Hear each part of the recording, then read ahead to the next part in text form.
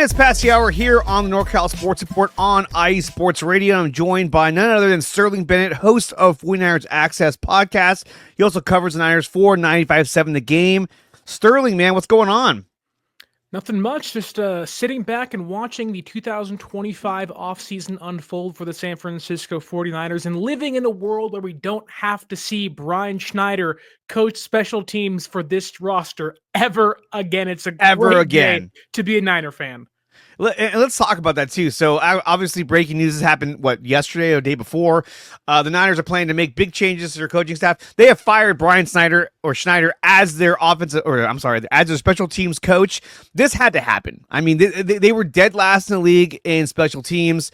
Special teams caused a number of problems for the Niners throughout every game this season. It seemed like once the Niners were doing something right, special teams would rear its ugly head every game and have one major fuck up that would put the other team back in the game. It just seemed like every time, right when you were like, man, we're playing really good. Oh, there's a fucked up punt return. Oh, there's bad coverage. Oh, there's a fumble. Getting rid of Schneider, I think, was priority number one. What did you think about his performance this season based on how the special teams performed? And do you think this is the right move for the Niners?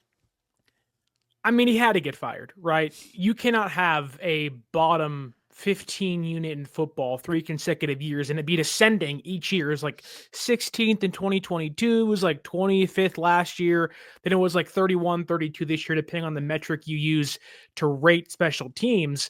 I thought this should have happened during the bye week. It was that bad during the season. It was bad.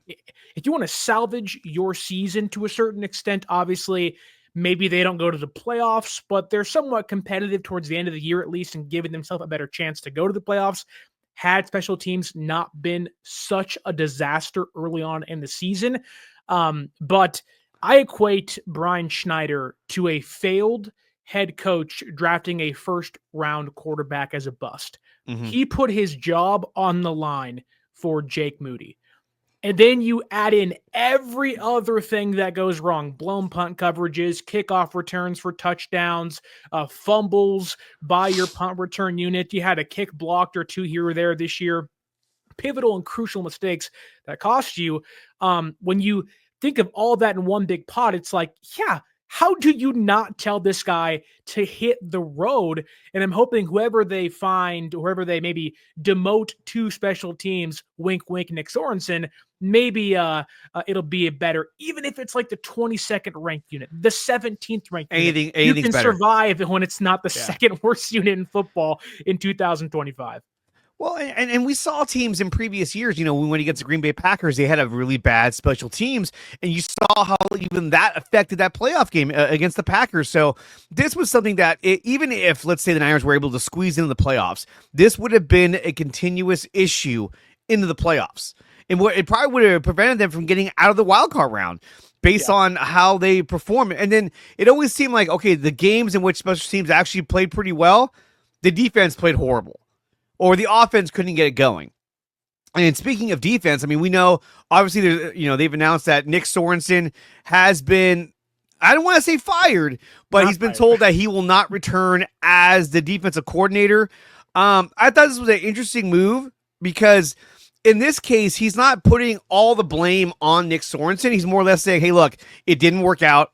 We had a lot of injuries. We had a lot of players that were not there that we thought would be there. However, this didn't work out. And there are better options with more experience that are available to us. Now, this could be a case where, and Shanahan kind of said it in the presser yesterday that, he really likes Nick Sorensen as a coach and as a person. So the idea was kind of thrown out there that he could be moved into the special teams as a special teams coach. And it's something that fans had even said during the season, hey, promote Brandon Staley and put him in the freaking as a special teams coach. But with the news that Sorensen will not be coming back as the defensive coordinator, first of all, how did you feel about that move? And you think if it's the right move for San Francisco?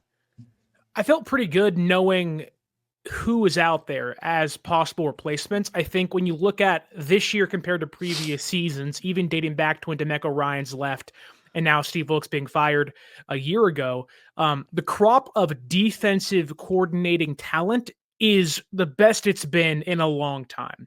Dennis Allen's out there. Saleh's on the market again. Jeff Ulbrich may be out there as well. Luana Rumo's like, there's so much elite level defensive play calling that is looking for jobs this offseason. I think it's the right move to, in a way, demote Nick Sorensen. But I also, and I've been talking about this for a long time, that I didn't think they were going to fire him. I figured that the way the last offseason had kind of worked itself out, that they knew Sorensen was the ultimate fallback option. And putting him in as a defensive coordinator when he probably didn't deserve the job was unfair to him. It was like, hey, we don't have any other options. Go out there and get it done. We want to use a guy that our roster already knows well, that likes. And I think that this is coming down to, like any job, some people just are not, I guess you can say, built for a certain role, fit for a certain role.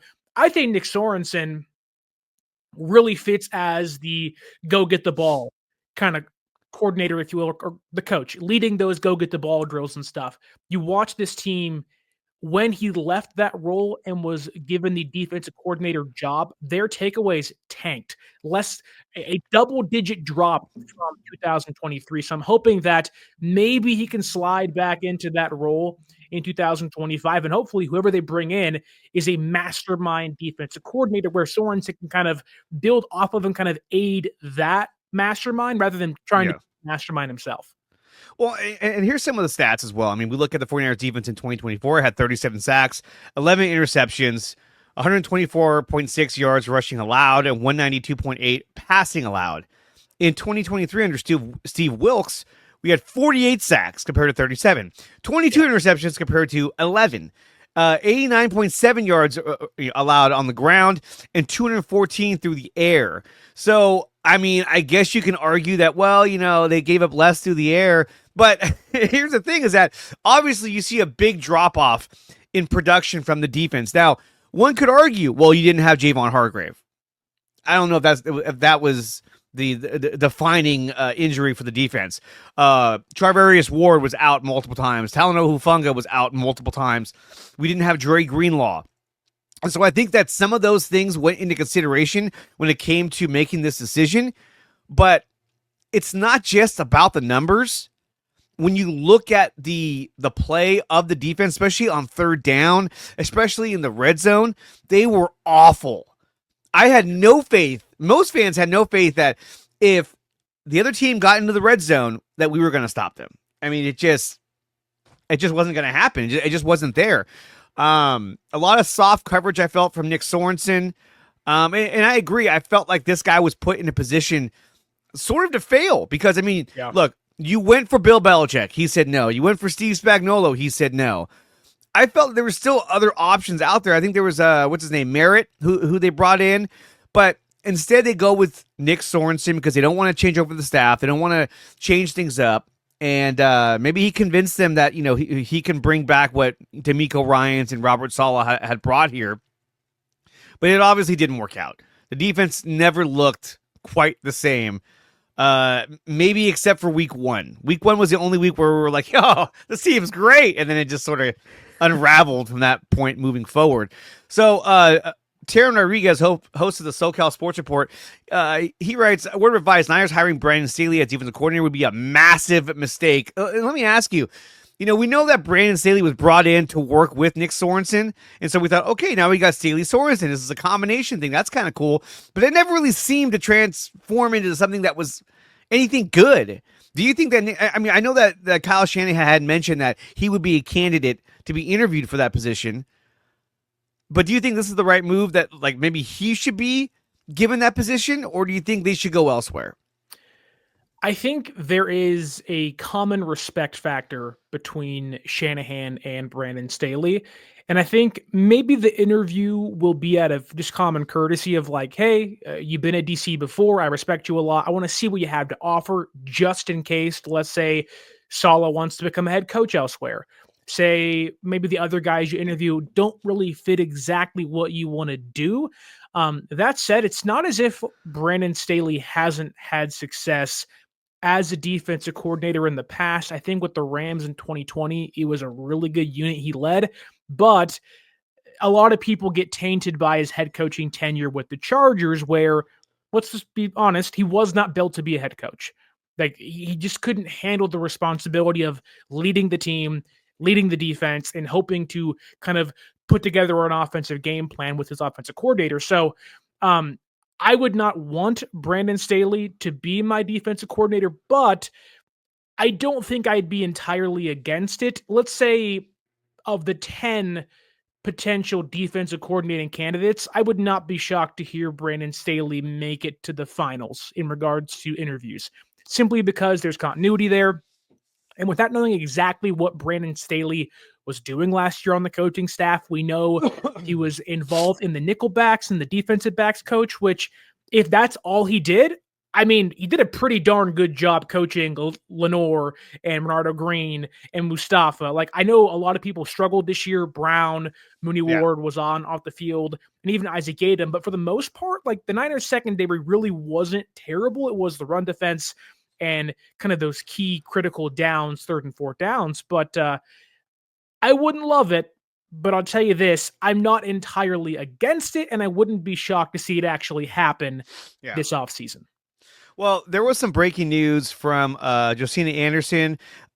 Look, this really got blown out of proportion. Josina Anderson posted this, and everyone was like, "That's it, that's a done deal." It really wasn't, but I mean, even I posted it. Hey, why not? The 49ers are expected to make Saleh an offer at the defensive coordinator position. Now, there was another report today that talked about how Robert Saleh wants to do his head coaching interviews before he commits to anything. We know he has interviews with Jacksonville and the Las Vegas Raiders. I swear to God, if Trent Baalke snatches this guy, I swear he's doing it just to piss off the Niners. I swear to God.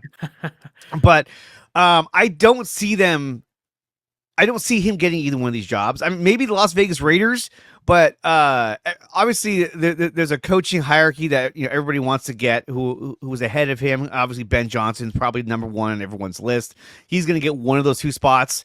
But I don't see Robert Saleh getting Jacksonville or getting Las Vegas, and I think that later this week, if he doesn't get those jobs, he's going to come back to San Francisco. But my concern is that I don't want to bring in a guy who is saying, okay, I'm going to come here, I'm going to be a coach, your defensive coordinator, and then next year, if I get a head coaching job, I'm out, which, could actually happen. But if I'm Jed York, I'm like, look, or I should say even John Lynch, I'm going to say, look, dude, I'm going to make sure that you're the highest paid defensive coordinator in the league because I want you here for the long haul. You look over at Kansas City with Steve Spagnuolo. He's been there for how long? Like 10 years?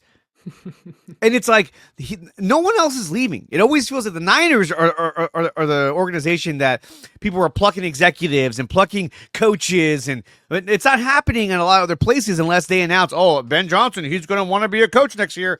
And even last year, he was like, I'm just going to stay here in Detroit. Which I'm going to say this again, and I've said it before.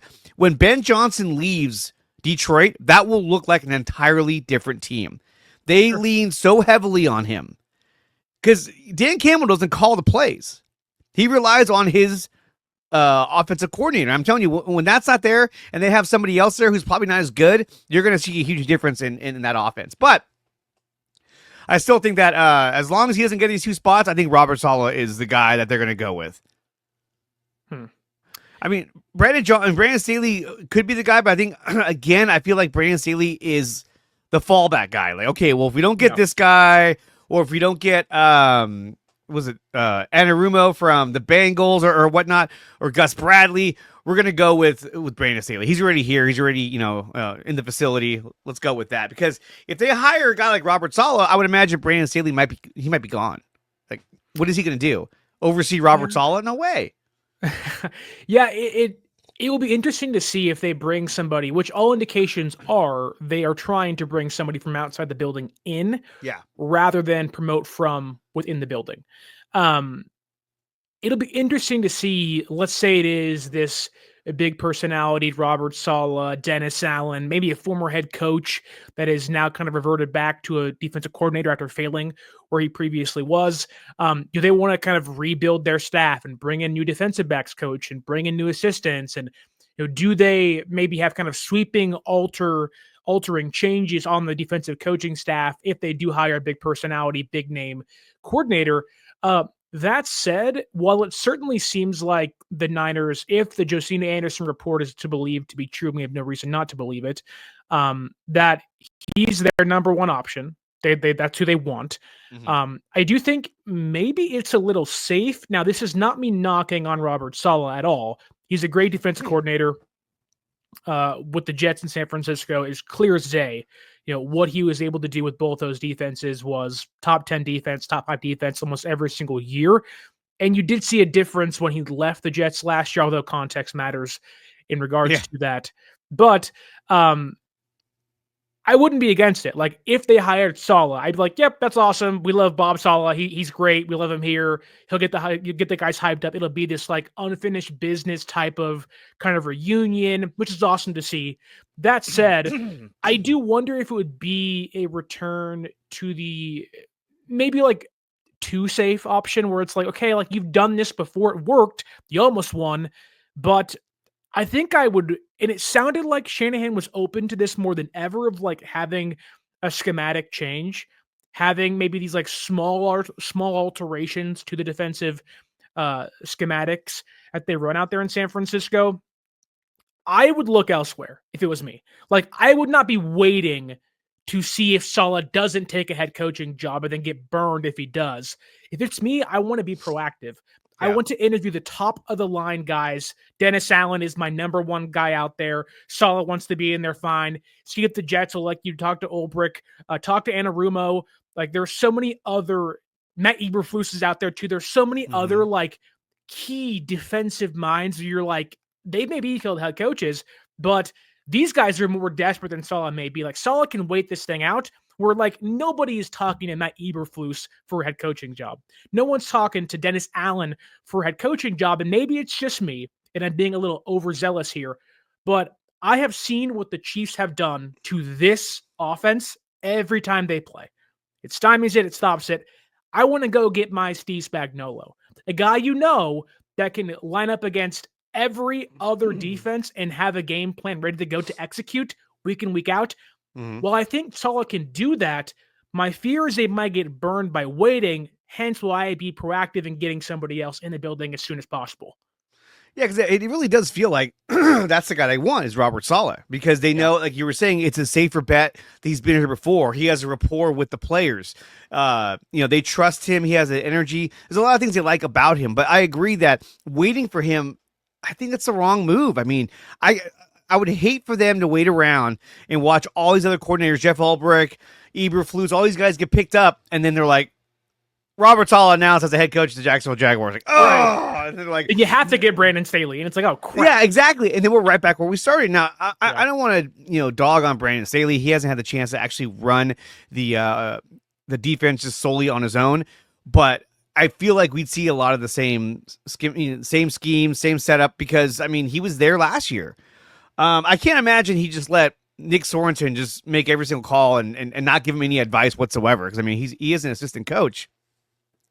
But like you said, I would be happy, super excited to get Robert Saleh back. We saw what he did in New York. They had the third best defense in the league season before last. I don't want to say last season because our season's over. 2023. And even this year, I mean, partway through the season, they had a good defense until they got rid of him. Then everything just sort of came off the rails over there. And Jeff Ulbrich took over. But either one, I mean, Jeff Ulbrich, Eberflus, Amaruno, Saleh, and there's plenty of options out there. And they got to get these guys in the room. They can't just wait around, because the longer they wait, the more that they just sit on their hands, and it's going to be an issue trying to replace this position. They're just going to re-promote Nick Sorensen. Can you imagine that? Oh, my God. A demotion turns into a re-promotion. A re-promotion. Yeah, and that's what everybody wants. And this was the other news that dropped today that I want to share with you, which was they reached out and have mutual interest. Priority number one, though, is a head coaching job, but would go back to San Francisco as he was a coordinator if that falls through, per source, whoever the hell the source is. I think if there is a source or not, I think this is pretty well understood by anybody that, like, hey, You don't need a source to say that. you don't need a source to say that. You can just say, hey, look, more than likely he is going to pursue his head coaching jobs and then come back to us. I had a friend of mine on here, Johnny Dell of Johnny Dell's Football Academy over on YouTube, and he felt like Robert Saleh wouldn't get a head coaching job for the next 10 years. And I was like, really? God. And then he's on these lists, but it doesn't mean he's going to get it. Sure. But still, I think the Niners, they need to find a way to wrap this up. I mean, look, you could argue, hey, just give him a boatload of money and get him in here. But then again, when the Niners are like, well, let's just wait until he's done, and then we can offer him our contract, which would be a team friendly. But he doesn't go against the salary cap, so you might as well just aggressively go after this guy.